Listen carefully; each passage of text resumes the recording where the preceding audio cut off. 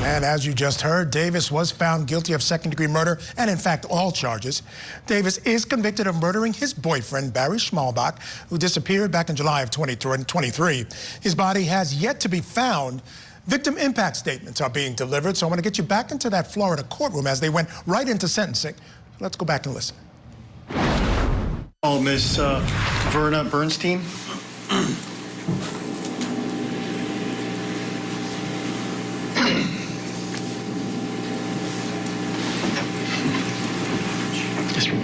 Just raise your hand. Do you swear or affirm testimony you give will be the truth, the whole truth, nothing but the truth? I do. You can take the stand. Go up here. Yeah.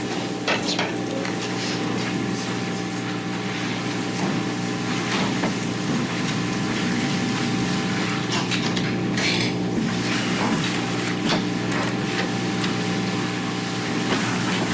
All right. You may proceed whenever you're ready. Thank you, Your Honor. Good afternoon, ma'am. Good afternoon. Would you please introduce yourself to the court by telling him your name? My name is Vera Bernstein. And did you know a gentleman by the name of Barry Schmalbach? I did. And how did you know him? He was my nephew, my stepnephew. My sister is Vivian Schmalbach, and my niece is Emily Schmalbach-Scaletta. Okay. And is there anything that you'd like to bring to the court's attention that you believe is pertinent with regards to sentencing in this particular case? Yeah. You know, Barry was a big, beautiful light in my family's eyes and their life. You know, he was there with Emily when she was growing up. They became really good friends. And even later in life, he came back to the family. And he's just always been a very kind and generous person, almost to a fault. But Emily was getting so much closer to him again, and she had just lost her dad. She lost her grandmother, who she was close to, and now this. And it's heartbreaking to see someone you love go through this much loss. And it's just unbelievable. You never think it's going to happen in your family. But in this case, it did. And, you know, to not be able to grieve for him properly, I just think it's so unfair. He did not deserve to go this way. He'd just gotten healthy. He was trying to live his life, and he was just taken like that.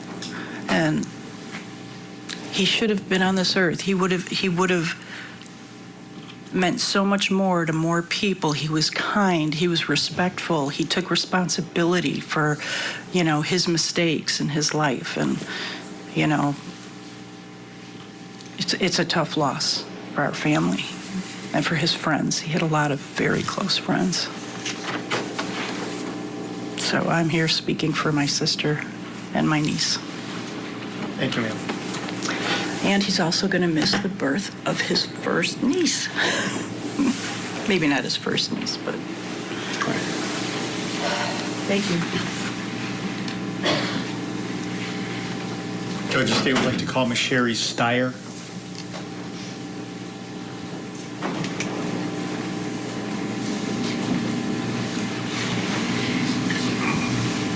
Do you swear or affirm testimony you give will be the truth, the whole truth, nothing but the truth?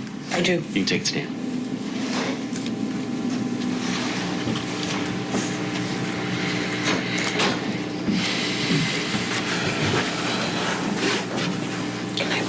You can do that. Thank you. Hi. Good afternoon, ma'am. Hi. Would you please introduce yourself to the court by telling him your name? My name is Sherry Styer.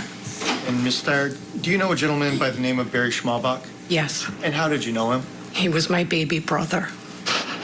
And is there anything specifically that you'd like the court to take into consideration as it relates to sentencing this particular case, as it relates to your brother? We weren't very close at the end, but I've always loved him. I always knew he was a good person.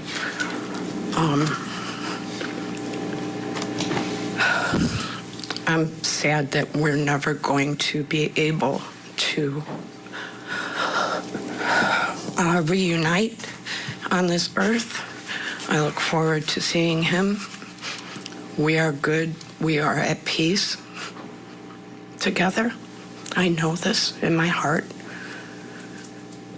I am sad that Barry was just starting to get his business going when this happened. And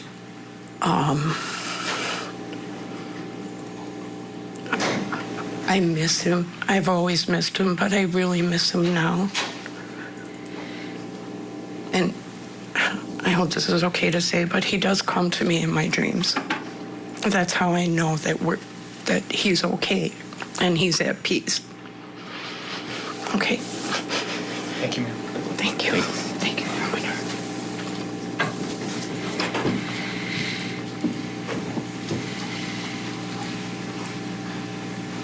Lastly, Judge, the state would like to call Ms. Rosalie Falico.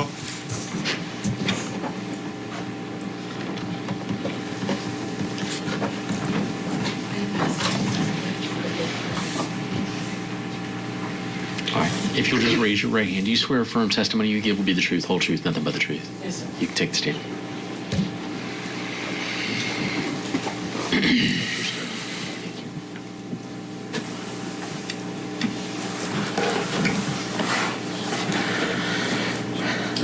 Thank you. Good afternoon, ma'am. Hi, good afternoon. Would you please introduce yourself to the court by telling him your name? My name is Rosalie Falico. I am Barry Schmalbach's friend for 40 years. And you're one of the same Rosalie Falico that testified in this case. Yes, please. Is there anything Sorry. that you'd like the court to consider as it relates to sentencing this matter? Yes, please. Please. Okay, so Barry Schmalbach was not just a friend. He was a family to all of us, and we all showed up for him. He may have looked like he lived in Florida alone, but he had a whole tribe that was always by his side. Barry was a ride or die. He stayed with his people. He was loyal. He was admirable. He was a person who brought everybody together.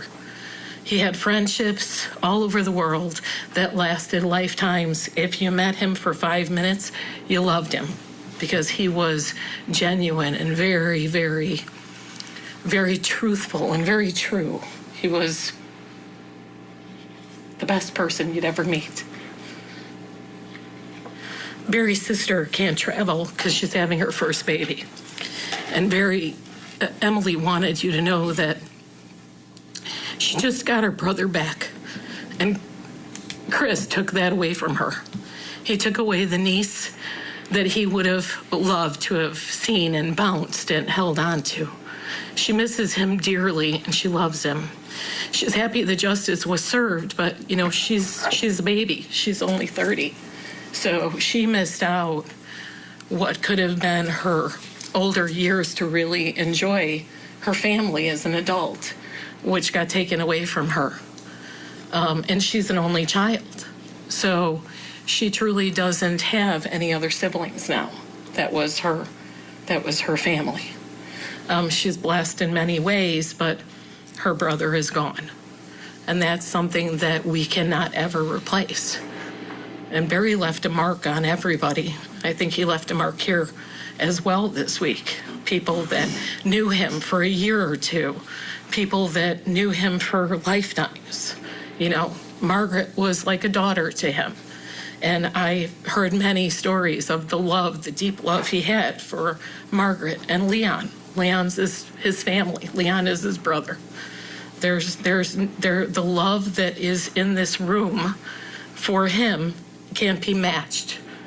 Can't be matched.